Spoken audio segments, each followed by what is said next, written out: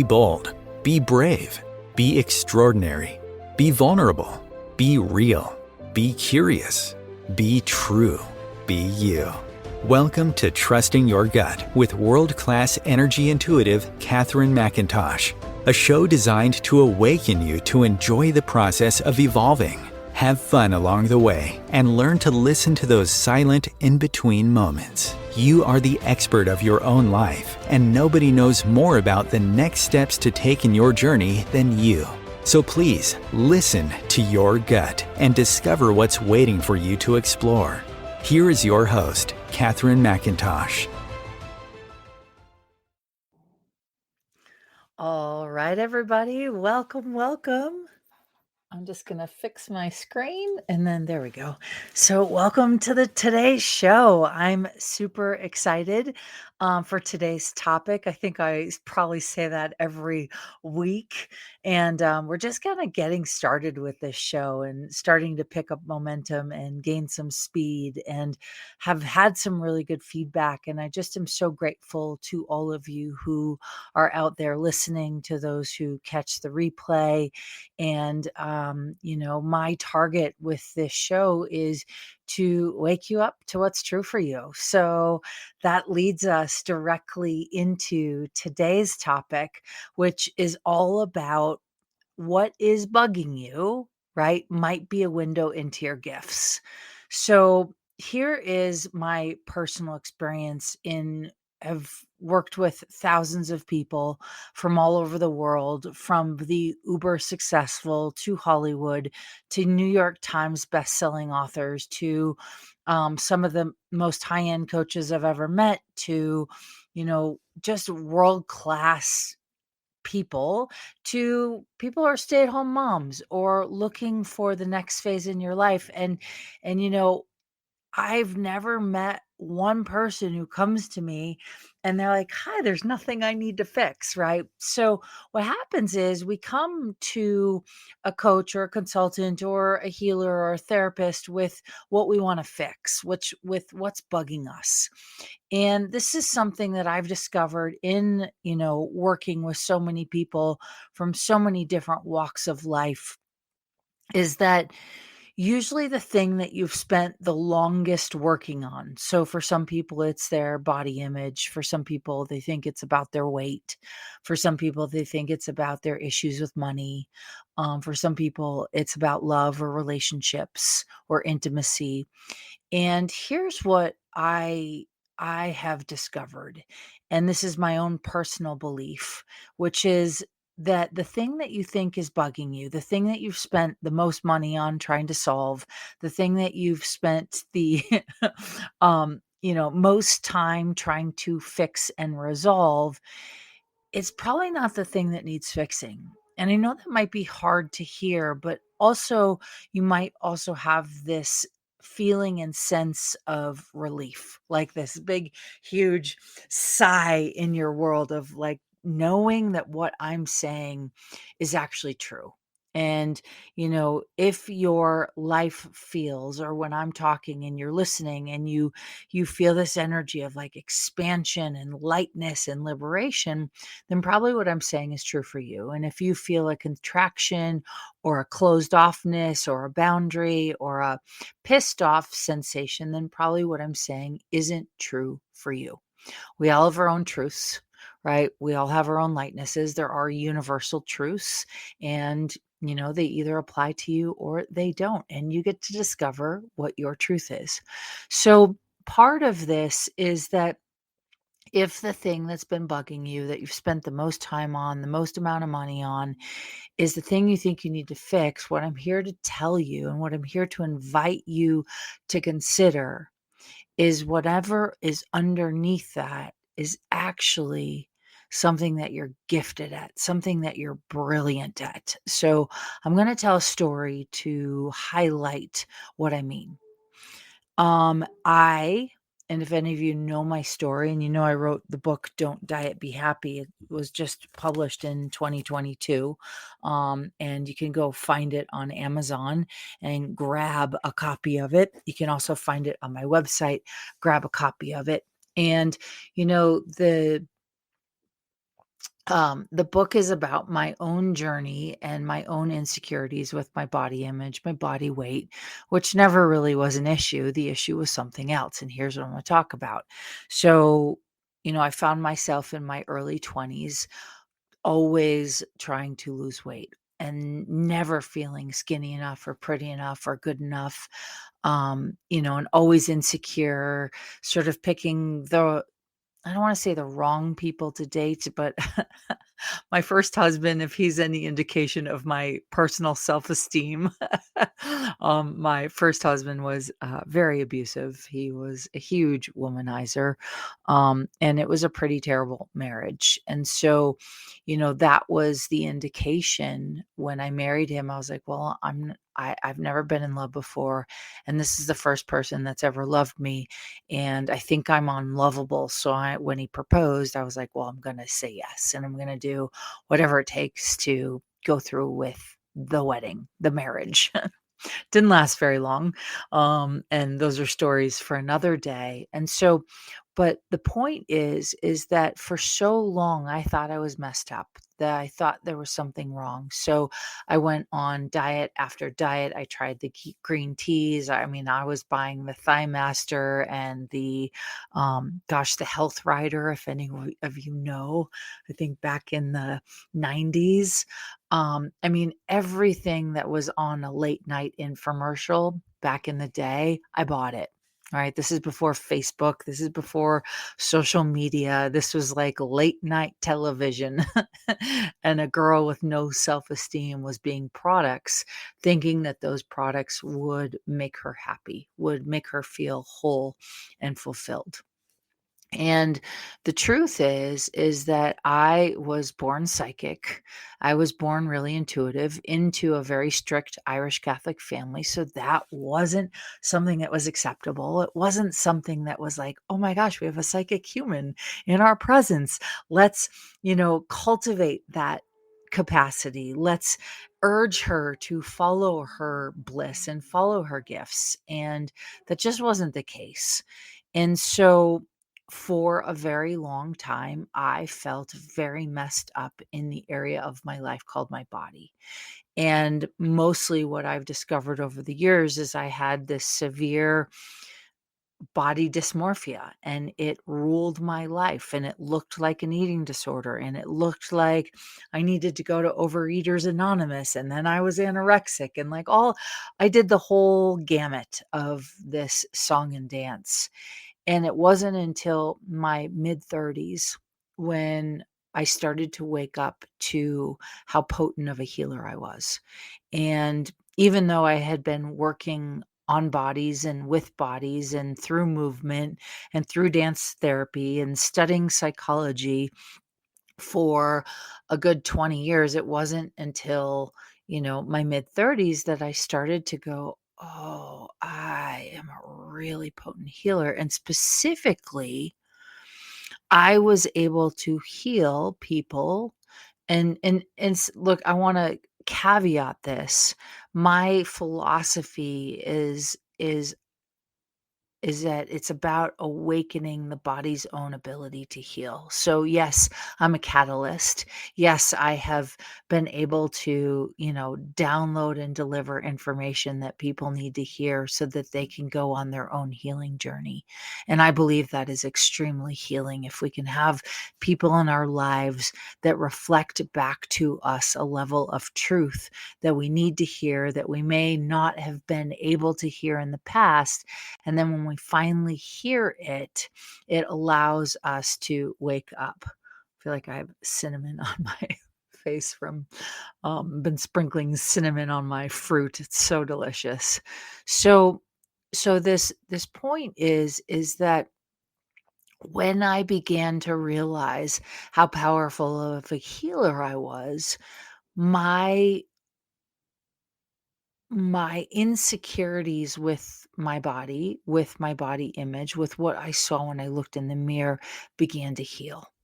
Because what the truth was, I couldn't heal the thing I thought that I needed to heal until I awakened to my gifts. And so because I am so psychic, my body dysmorphia, my challenge with food and my body, my challenge with what I looked like when I looked in the mirror is I wasn't looking at myself. I wasn't hearing my own thoughts. I had a psychic antenna that was very loud and probably broadcast over tens of thousands of miles, and I could hear all the insecurities in people's heads. And because I could hear it, I thought it was mine. And so I'm saying that to all of you because if you have been struggling with money, you probably have a really huge gift with money. If you've been struggling with your body, you probably are an incredible healer, right? Or you are super kinesthetic and you have some capacity that you haven't acknowledged. If you struggle with relationships, you probably have a huge gift with intimacy. Maybe you're a sexual healer, right? Which means that you have a capacity with the energies of sex. That doesn't just mean copulation, but it means the energies of being turned on, of being lit up, of flirtation, of feeling alive, right? Maybe you have that capacity. And so you yourself have struggled with intimacy or your intimate relationships. It doesn't mean that you need to fix your intimate relationships. It might mean that you need to discover your gifts. And so, how do you do that? It's a great question. And many people come to me all the time. How do I do it? So, here's what I want to say. First and foremost, you have to take a step back and look at the things you've spent your life trying to fix. Look at the things you've spent your life trying to compensate for your insecurities. And what you want to do is take that step back and look at it from no point of view. Look at it from being, when I was studying dance movement therapy, we called it being a third party witness. Right. So you softly soften your eyes, you soften your gaze, you're not staring at anyone or anything. And you're just sort of lowering your barriers enough to perceive and receive the energetic information. And when we look at ourselves in the mirror, most people look at themselves in the mirror with laser focus on their judgments, on where they don't feel sexy enough or pretty enough. Maybe they're judging their bellies or their butt or their thighs or their chest or their neck or their arms, you name it. Right. And we've adopted and adapted into this society or cultural norm of ridiculing ourselves through judgment. And some people ridicule themselves with their physical bodies. Some people ridicule themselves through their relationships, through their job security, through their courage. Some people ridicule themselves through not feeling confident. And there's no right or wrong. And this isn't a badge of honor to say, like, I'm really screwed up in this area. This is a conversation to invite you to consider where you can begin to, instead of fix the things you think you need to heal, change the things you think you need to heal from the viewpoint and the optical lens of needing to change versus the optical lens of needing to energize, of needing to bring forth your gifts. Some of you, you might think you're a procrastinator. And what I would challenge you to consider is maybe you're just really gifted in an area that you haven't yet opened up to. So you're trying to fix the procrastination, but the procrastination can't heal or change until you start to energize the area that you're most gifted in.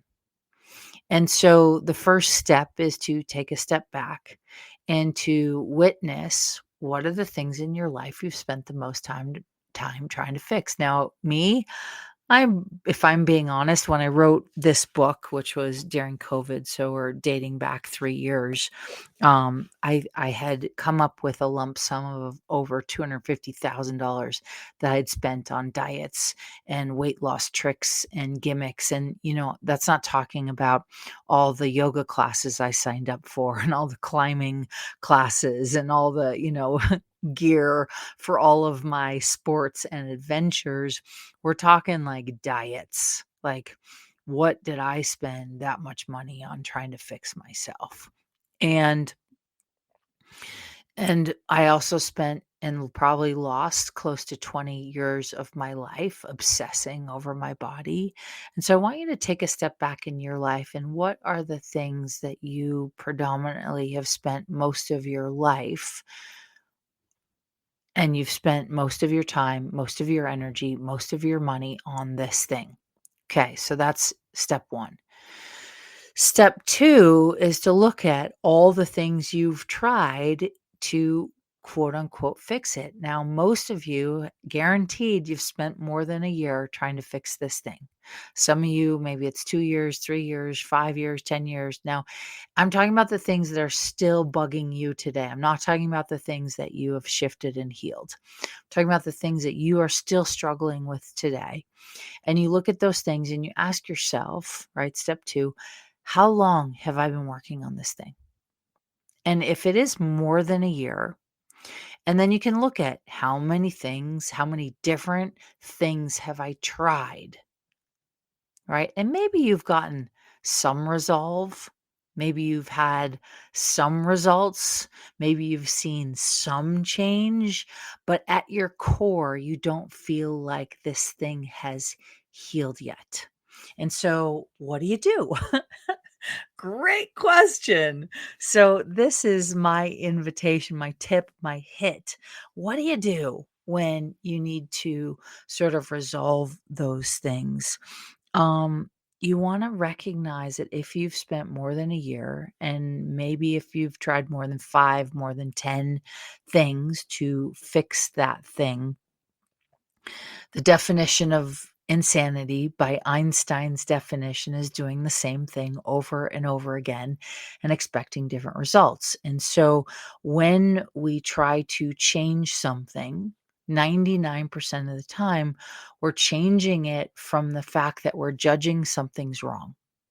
We're judging that something needs to change. And judgment is not necessarily the easiest energy when it comes to transformation. The best energies to use in order to truly transform is from a place of gratitude, from a place of kindness, from a place of awareness and self-awareness and no judgment.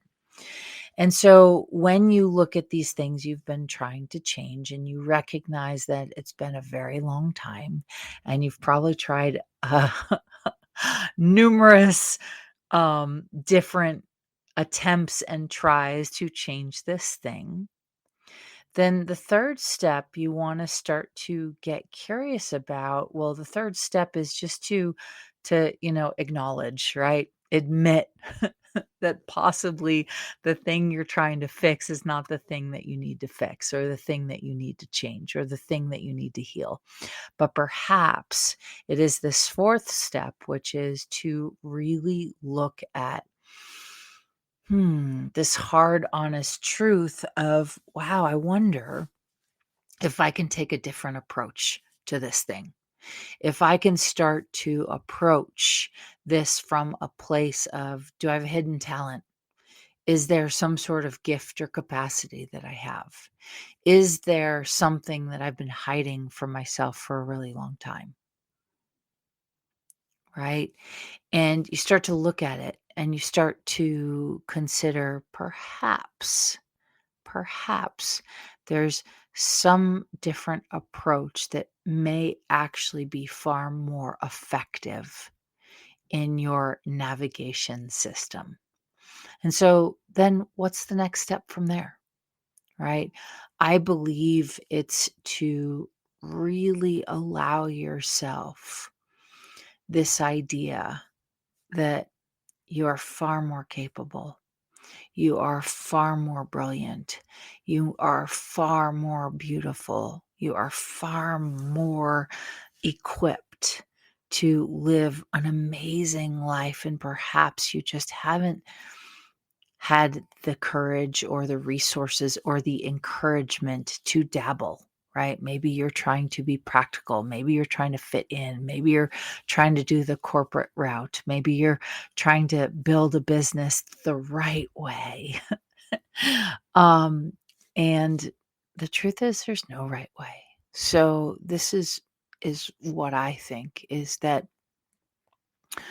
when you get a little transparent, a little vulnerable, a little honest with yourself, you can begin to conceive this concept that perhaps you're just really gifted. And so when I was so screwed up about my insecurities and spent over $250,000, probably more than that, if I'm being really honest, on trying to fix my body, lost 20 years of living trying to fix my body. And it wasn't until I had this epiphany that all that stuff that I had been trying to change and stop and navigate and manage and heal, so I could look at myself in the mirror and actually see a beautiful human being, actually see how strong and athletic I was, actually see that there was nothing I needed to change. It was more like I needed to have gratitude. That would have saved me 20 years of heartache and missing out on living my life. This concept of awakening to your gifts is definitely odd one. So here's the epiphany for any of you listening, and this one is a big aha. And if you listen to this radio show and you're like, oh my gosh, and you want to leave a comment, you want to send a message, please feel free to get in touch. We love hearing your stories of change. And so this is the piece of information that I think is missing for most of us, is this idea, is if you can't change the thought, if you can't stop the thought isn't yours. So if you are somebody, and I'll give myself as an example, and this happened in my early, I guess it was late 20s and maybe early 30s, I was having a bad day. And for me, a bad day consisted of I felt fat and ugly. And so I would use food to you know, sort of feel better. Or I would over exercise, right? Or I would like restrict. I mean, there was no happy medium with me. And so I'm sitting there, and it was a day where I just could not control my food and I couldn't control the thoughts that were coming through. So you're fat and ugly. You're not enough. Who do you think you are? You'll never be anything. And it was these thoughts over and over and over again. You might as well just end your life. Like, I mean, pretty intense thoughts, right? If you think about it. And if you're sitting somewhere by yourself, isolated, and these thoughts come at you like a freight train, it's pretty hard to stop them. And it's also pretty hard to imagine that those thoughts wouldn't be yours because they feel so real. They're so loud. They're invasive. And so, what most of us do is we go into fix it mode, we go into healing mode, we go into, right, maybe avoidance mode or addiction mode, and we sort of dive into the addiction of our choice. For some people it's food, for some people it's drugs, for some people it's over exercise, other people it might be sex. I mean, you name it, your choice of how you avoid your life. And so here I am having these thoughts coming at me like a train, watching myself overeat and not being able to stop the fact that I'm overeating. And as I'm overeating, beating myself up even more. And so I'm sharing this with somebody, and they looked at me and they said, well, could you stop the thought when it was happening? I was like, no. Could you stop the overeating when it was happening? No. And they looked at me and they said, well, if you can't stop it, it's not yours. And it was like this light bulb moment of how many times I had gone to the fridge or gone to the cupboards and used food to ignore life.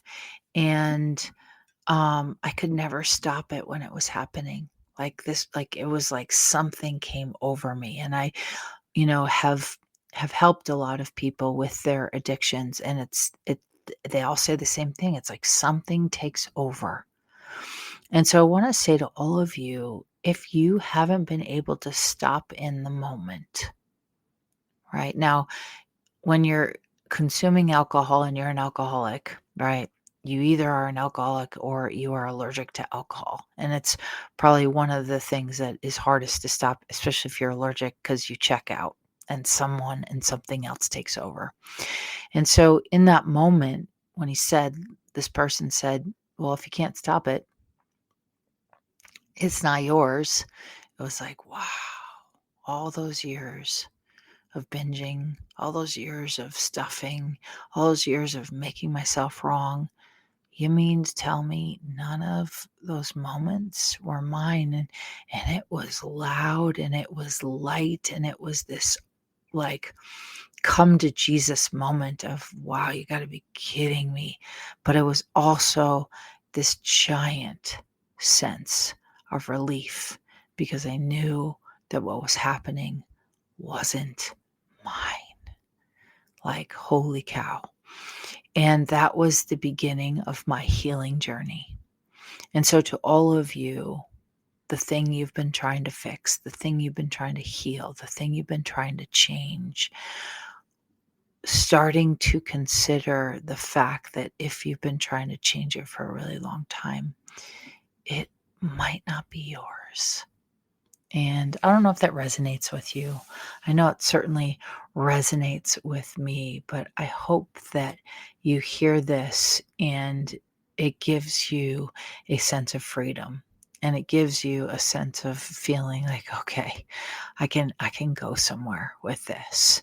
And so we're going to share a little bit more in just a little bit. But before we do that, we're going to take a break. So I want you guys just to sort of consider over the break, what is the thing that you've been trying to fix? And maybe you might want to ask yourself this question is there actually a gift or capacity that is hiding under this thing that you've been spending a good majority of your life trying to heal? So stay tuned and we'll share more after we come back from the break. OMTimes TV.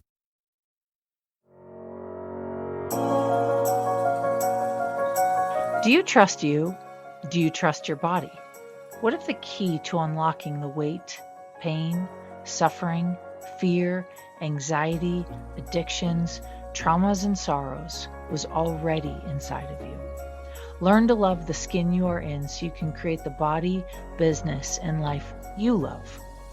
Everyone always says you can't explain what Katherine does, you just have to experience it. From Hollywood actors to New York Times best-selling authors to some of the world's wealthiest and most successful, no two experiences are the same. For private sessions, online courses, live events, and the latest book Jack Canfield calls Game Changer and should be required reading for everyone, go to katherinemcintosh.com. KatherineMcintosh.com. Imagine becoming a super influencer. Reinvent yourself, invest in your brand, and then manifest your success with a robust spheric approach. OMTimes Media and Broadcasting offers a unique and multifaceted way to become the spiritual and conscious influencer you deserve to be by putting your message across our powerful platform with its proven record of integrity and excellence. Through our produced shows, OMTimes offers the opportunity to become a social media TV personality, a radio show host, an OMTimes magazine columnist, and a syndicated podcaster, all in one shot. By live streaming your show on OMTimes TV and broadcasting it across the extensive OMTimes radio and TV networks, you become more than a host. You become an ambassador and a force for positive change. OMTimes. Open yourself to the possibilities.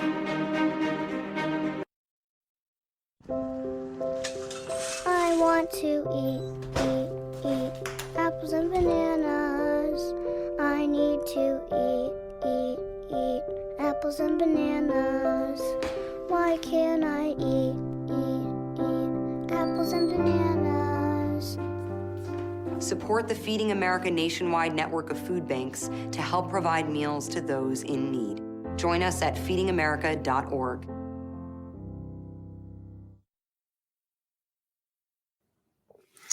All right, my magical friends, so welcome back. We are continuing this discussion of this idea and this concept of the thing that has been bugging you, the thing you've been trying to change or heal. It might not actually be yours, but the part about this that really is intriguing to me is that it's probably a huge window into your gifts, into your capacities. And so I want you to consider that the thing that you've been making wrong about you, in fact, it's not wrong. It's just a awakening to shifting your perspective so you can have access to the gifts underneath that thing you've been trying to change. And so for me personally, what I thought I needed to change was my weight, my body image, my self-esteem around my weight and my body image. And actually what I needed to change was waking up to the fact that I actually have a pretty amazing gift to read people. I have an amazing gift to help, people change their ailments in their bodies. I've been able to help people with broken bones and, a plethora of diseases.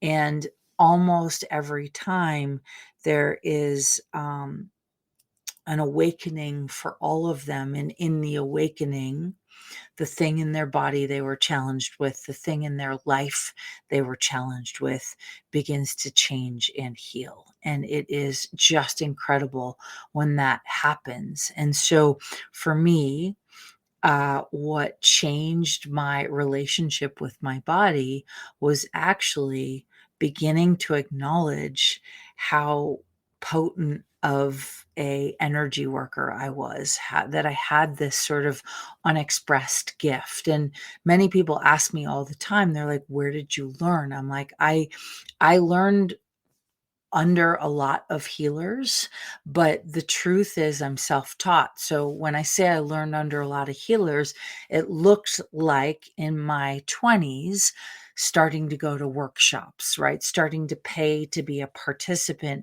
in a workshop. And then in that workshop, I would download some capacities and abilities. I would have an awakening moment into some awarenesses that I never previously had before. What it looked like was picking up books off of the shelves. And this is way before a Kindle reader and way before, books on tape, but there were CDs I would listen to. And I started to read and download information from books, ancient books. It looked like spending 3 years living in Ecuador, Quito, Ecuador, but traveling around all of South America and coming in contact with these shamans and not realizing it at the time, but knowing much later on, we're talking like mid to late 30s, recognizing that all these experiences with these shamans and these shamanic circles that I had participated in South America, the shamans were downloading their gifts. They were doing all of the ceremony on me, and it wasn't ayahuasca. There was no plant medicine involved. It was mostly tobacco and, building a fire, using the smoke, being out underneath the jungle forest and the stars and the moon, and these shamans performing these rituals with sometimes tobacco was really the only thing that was there.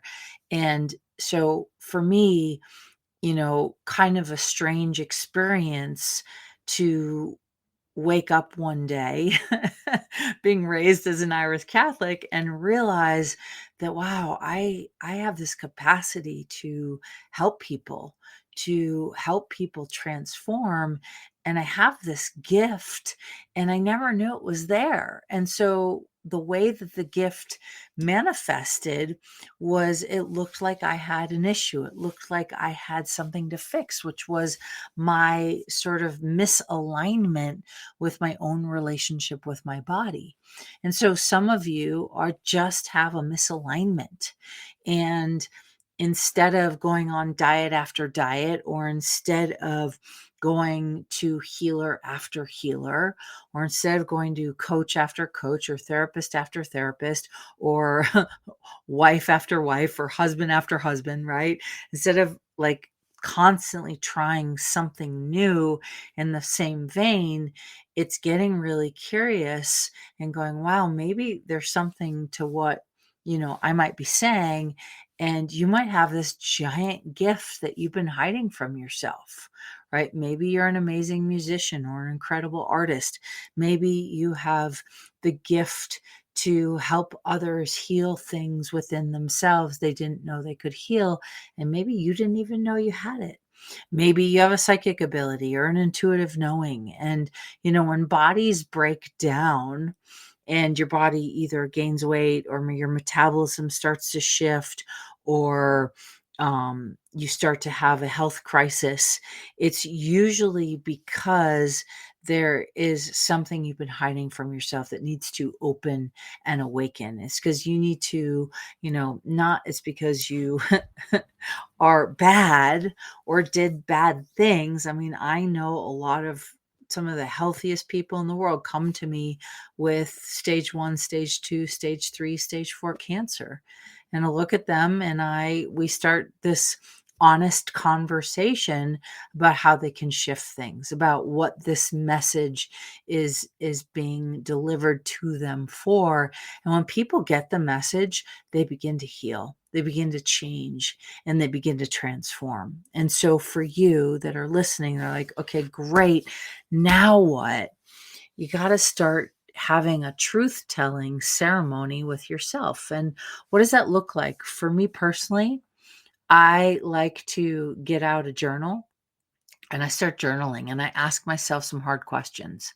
And I try to get as honest and vulnerable and transparent with myself as I possibly can. And when I am vulnerable and transparent with myself, that's when the healing can happen.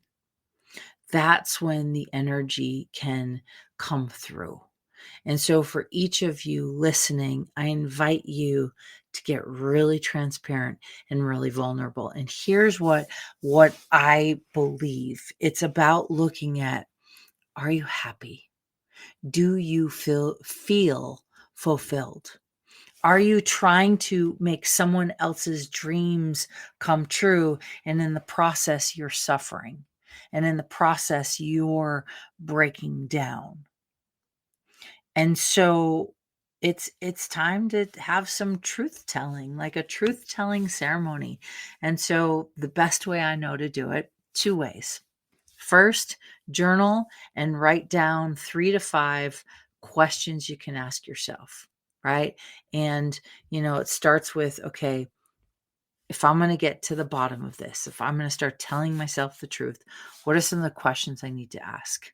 And what are some of the lies I've been telling myself that are covering up these truths? And start somewhere and start just journaling, right? Like, what do you call it?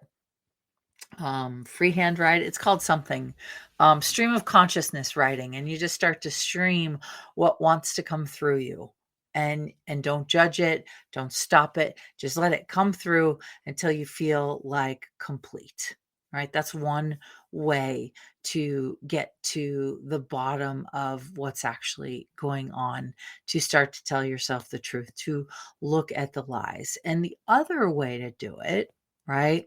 And this might be harder for a lot of you, and you can do it in 2 different ways. So the first one is to get some questions that you want to ask yourself. And then you can put on a tape recorder if you want, voice memo on your iPhone, and you start to ask yourself those questions, and you have a conversation out loud so you can record it. You have a conversation out loud with you in the mirror. So you are asking yourself the question, and then you're answering by looking at yourself in the mirror. And I promise you, if you've never done this before, it's life-changing. It will change your life if you start having this conversation with yourself in the mirror. And then the other way you can do it, but it's really important, you can do it with another human, another person. It's really important that this person has zero judgment of you and your choices and is able to hold space for you. And same thing, I would encourage, write down the questions, right? Hand those questions to the person. Press record on a tape player, on your iPhone, through voice memo, whatever sort of recording device you would like to use, so you have access to the recording so you can listen to it later. And you have that person ask you those questions.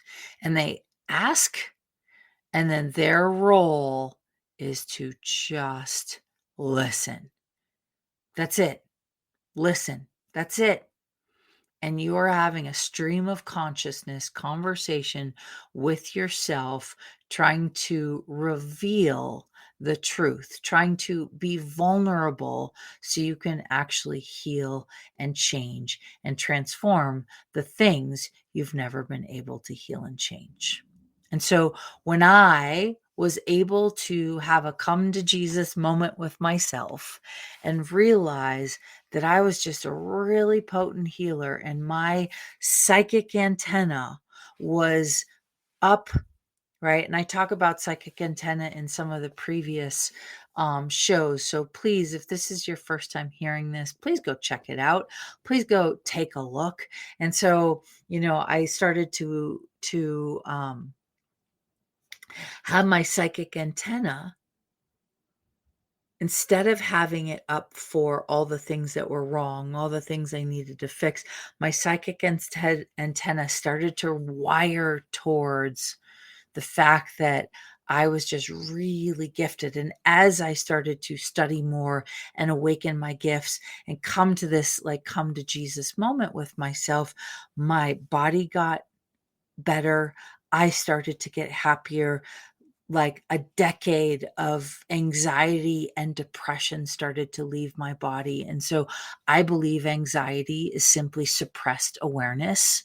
We need to get in tune with our truth underneath the anxiety, right? I believe a lot of depression is caused because we're not living our truth. We're not following our true north and what we're being called to do because we don't know any better. And the unknown is scary. The unknown is like, I want a roadmap. And the truth is, there is no roadmap for a journey you've never been on before. Now, there are guide markers. There might be mile markers. There might be moments in which you navigate like, okay, I'm on the right path. But most of you internally and intuitively know when you're not on the right path, but you're forcing yourself on this path.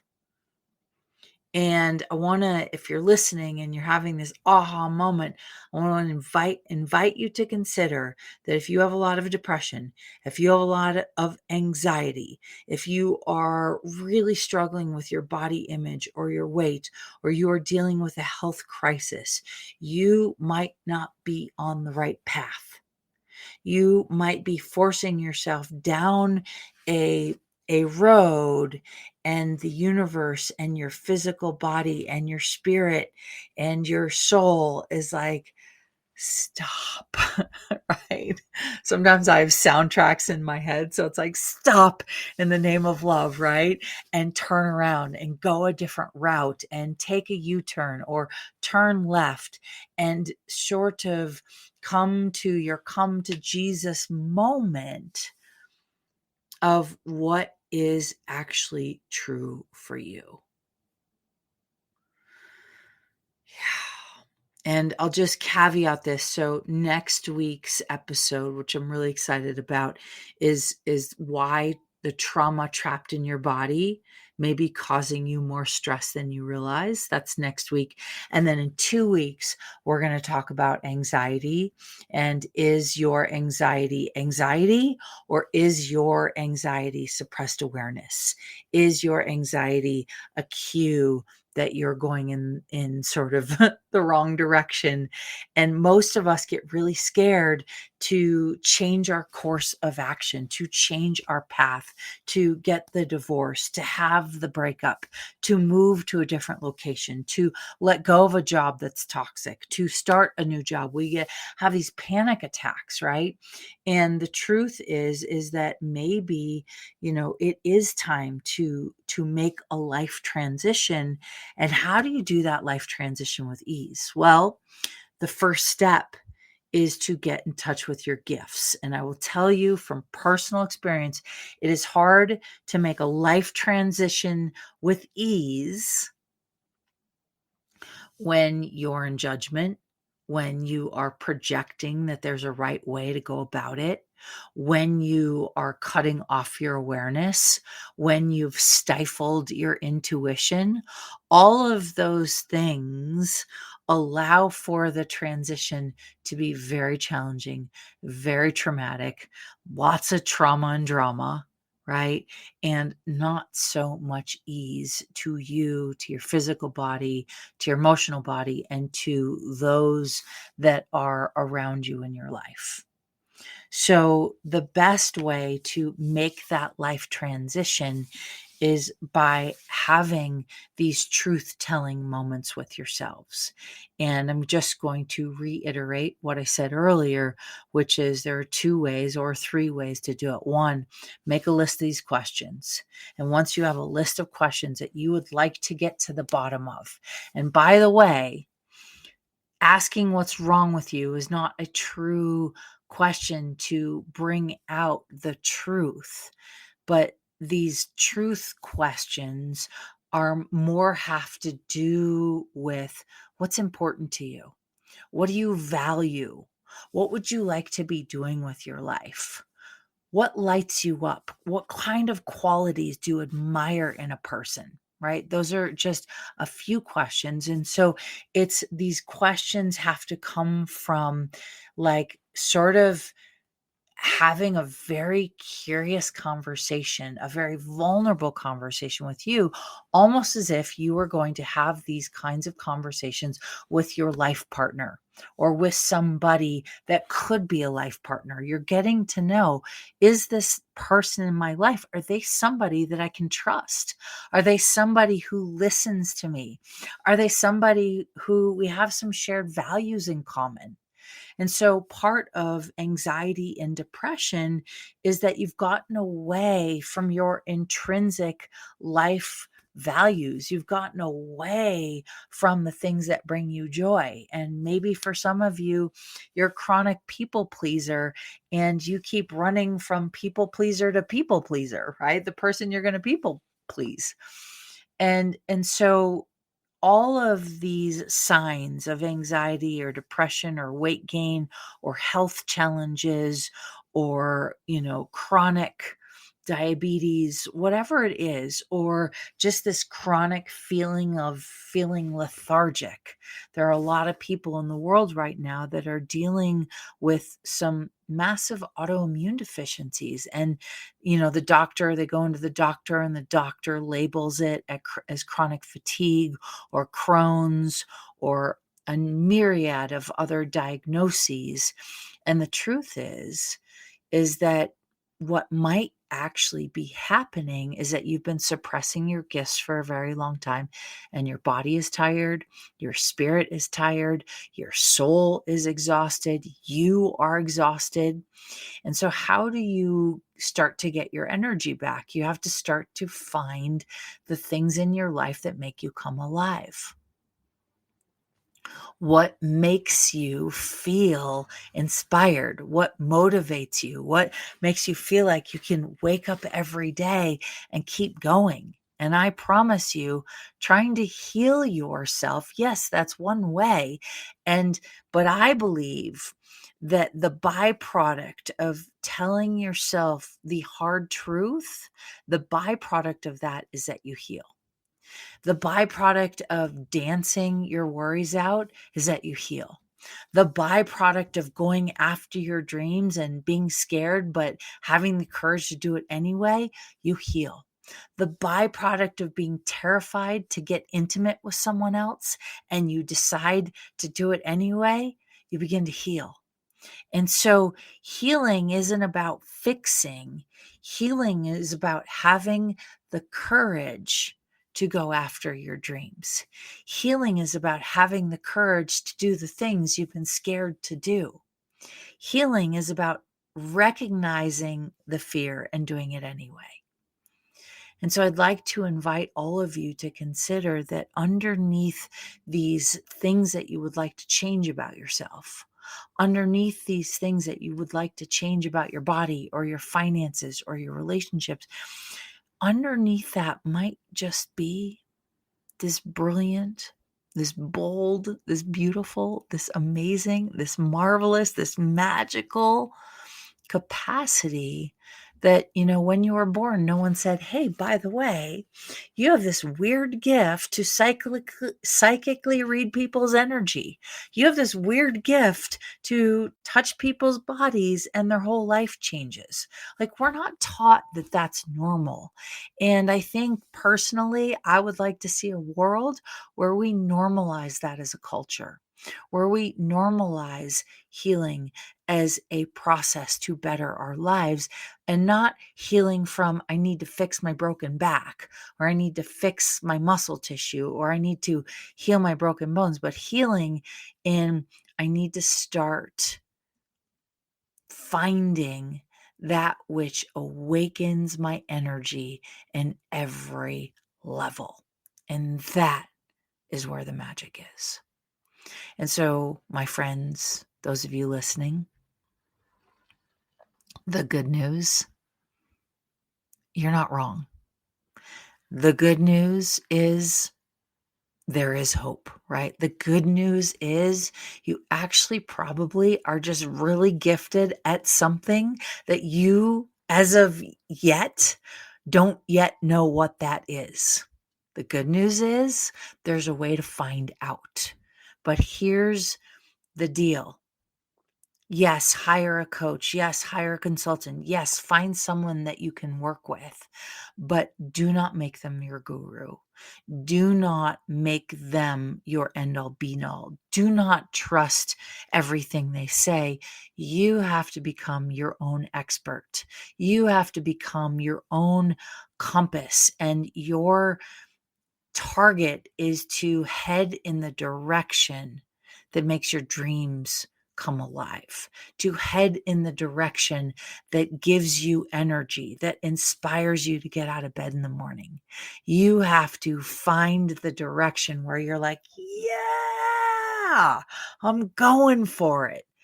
And, we have a lot of life to live. And so some of you may have been on a path where you were totally connected to your dreams, totally connected to your life and living, totally connected to your excitement. And now that excitement is changing. And it's time for a life shift again. It might be a really subtle tweak. It might be a whole shift in what you're doing. And, no matter what you do, it is time to get honest and clear with you. It is time to discover what is true for you. It is time to find that awakening inside of you and discover your gifts. And so, my friends, there is no right way. There is no wrong way. There is no one way. This is a life journey in which you begin to redirect your internal compass towards what brings you alive. And when you come alive, the byproduct is you heal. Right? I mean, it's pretty hard to find somebody who's falling in love who's also simultaneously sick. Doesn't happen very often, right? When you are falling in love and your body's like, yes, and you're falling, and I'm going to say this, when you're falling in love with the right person, with the person who is a good match for you, who encourages you, who supports you, who has your back, when you're falling in love, you're not sick.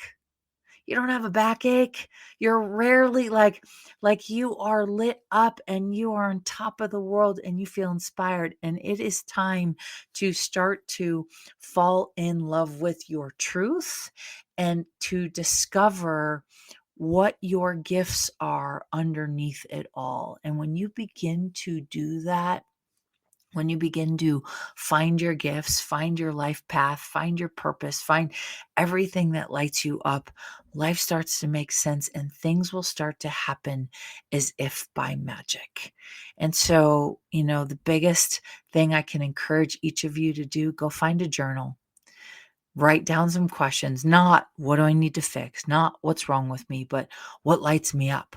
What gives me energy? What makes me come alive? Where have I been lying to myself? What parts of my life do I need to change? And start doing it. So thank you for being here. I adore you all. I hope this contributed to you. I can't wait to see you next week. And thanks for listening. Katherine is not a medical practitioner nor a licensed therapist. She has strong opinions and will express them, and truly believes that you are your best advocate for any and every area of your life. If you need medical advice, please consult your physician.